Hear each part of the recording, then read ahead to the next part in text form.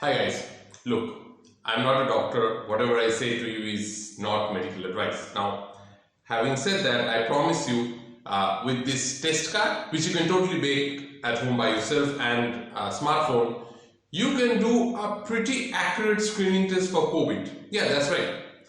Again, at best, this is a science experiment rather than a diagnostic test. But here's how it works. Now, let me explain. At present, you face COVID screening tests all the time. Post-COVID, if you ever been to, let's say, a movie hall, a shopping mall, or even taken a flight, you would probably have your temperature checked with an IR thermometer. And basically, it's a quick and dirty screening test for COVID-19. The idea being that one of the symptoms of COVID-19, of course, is elevated body temperature, and it's trying to detect that so that it can ensure there's no active COVID infections amongst the group of people there. Now, there's a problem with that. Not all people who are COVID carriers actually do have a fever, depending on which particular literature you read. It's anywhere between 30 to 50%. So that would mean that a screening test for COVID based on body temperature would have a false negative of about 50%, which is not good. But so I read some literature out there that a better screening test for COVID is to look out for a symptom called anosmia. Anosmia happens, again, it depends on which literature you cite.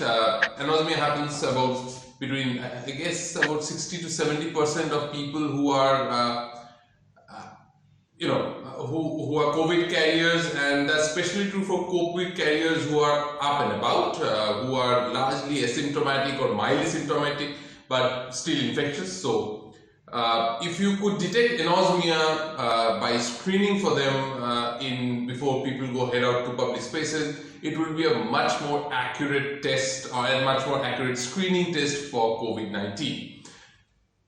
What is anosmia? You say. Anosmia is just a medical term to say that it's a loss of smell. Now hang on. You might say, oh, what's so great in that? You can just test for smell, and if that's the screening test we want, you don't need to see this video. I agree.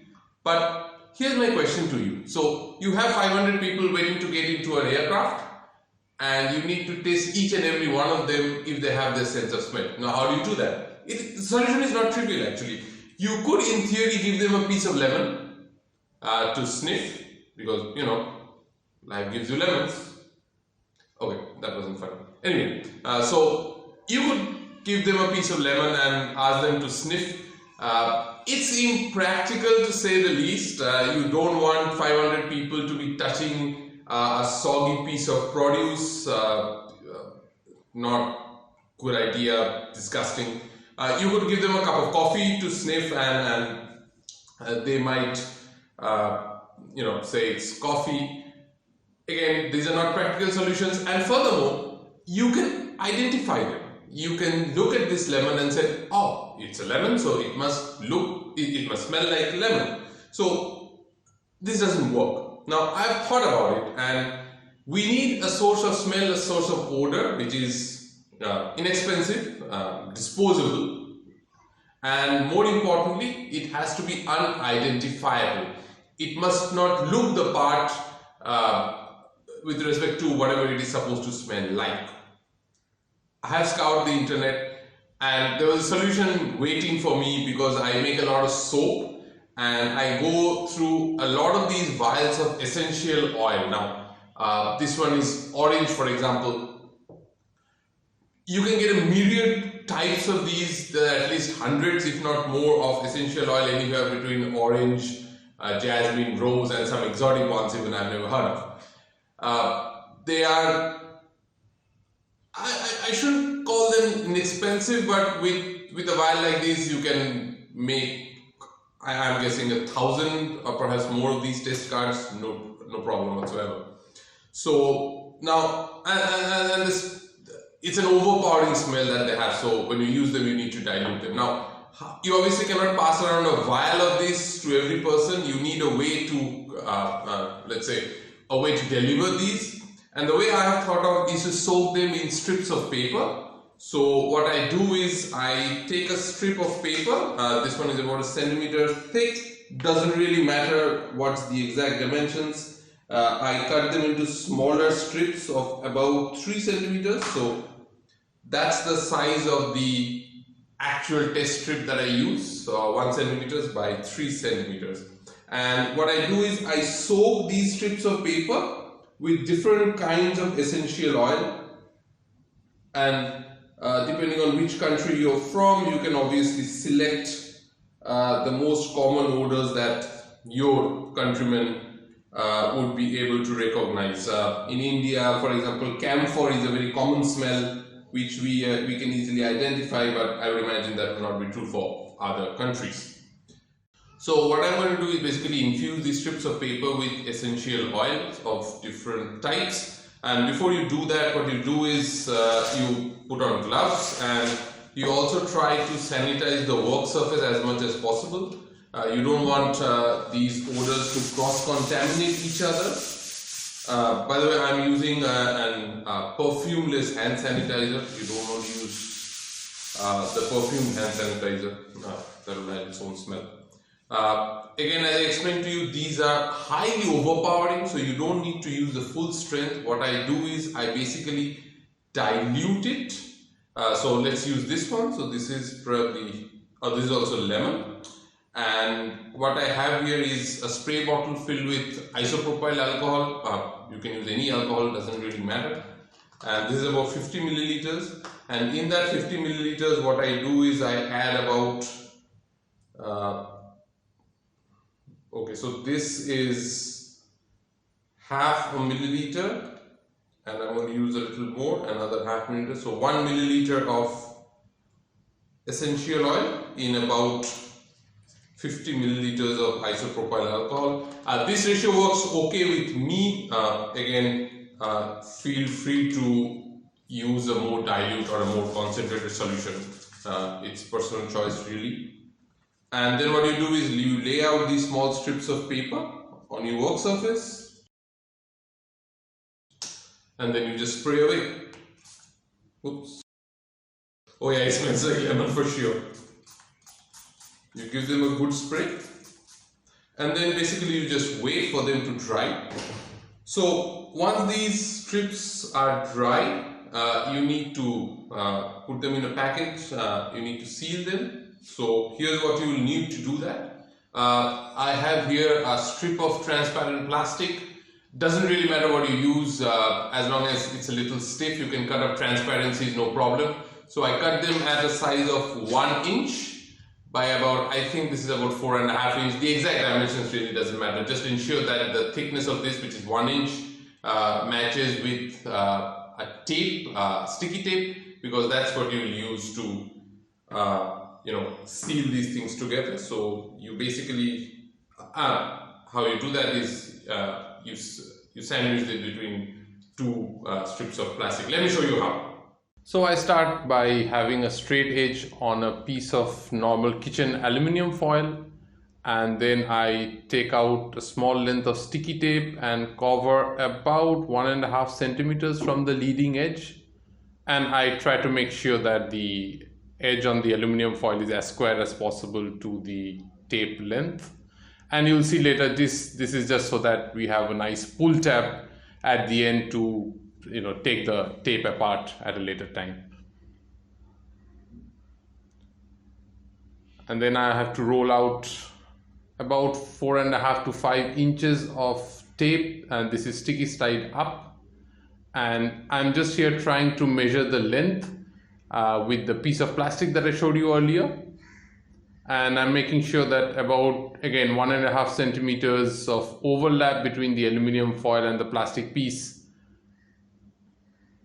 Now I am placing the smell infused piece of paper about 1 centimeter away from the left edge of the plastic, and then I will sandwich everything between the tape and the piece of plastic together.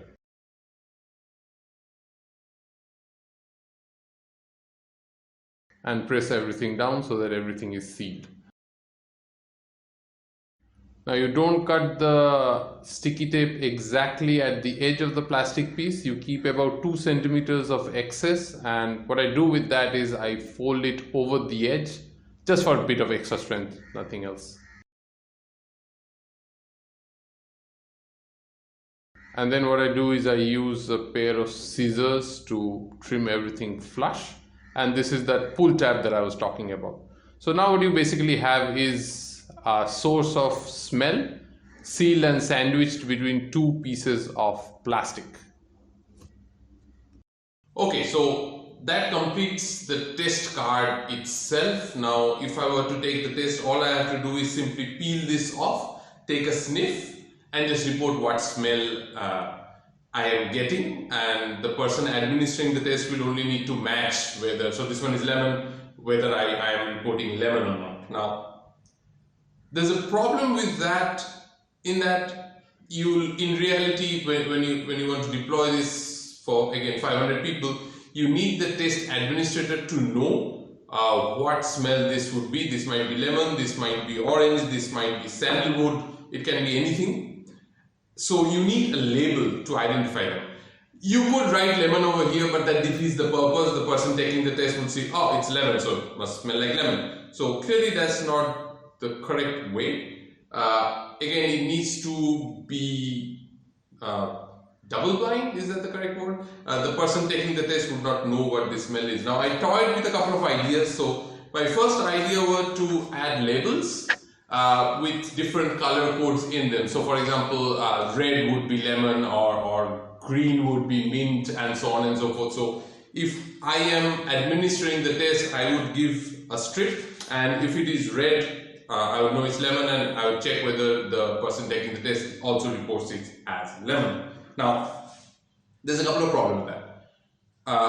The color codes, first of all, the person administering the test can be colorblind. That does happen sometimes, so that's one problem. Secondly, there's a lot of human intervention. Somebody has to match the color codes. The color codes, somebody might be able to, if they take the test again, they would know what color code each means. And a non-trivial problem is to come up with, so you probably have 10 different kinds of smell, and you have to have 10 different color shades, uniquely different, to be easily identified. Not an easy thing to do. So this didn't work. My next idea was fairly simple. Instead of colors, I added these numbers. So how this will work is there will be an Excel sheet containing all the numbers. So all the numbers in them, and what would be the order with respect to each number or each identifier. So if I were to give them a test strip containing this, so this one's 2778888 something, and he would have to search for that number, and they would know, okay, this is lemon. Again, this is a better solution, but it's still, while this would be completely blind to the test taker, it still requires the person administering the test to do a lot of the work. I did not like this, so the final solution that I had, of course, was this. So instead of numbers, I now use QR codes like this, and for each QR code, basically it's a 10-digit random number, completely random, which I would assign it. And again, you need to maintain an Excel sheet. So for example, if I were to use this, I would simply add it to my Excel sheet, and then note down what is the order what order it contains. Let's say lemon. The beauty of these QR codes is you can automate the process. So I made a small app which downloads the information linking the number with the order from a Google Doc document, from Google Docs. So it's a standard app, starts up like any other. First you scan the QR code on the test strip, and then you hand it over to the person taking the test.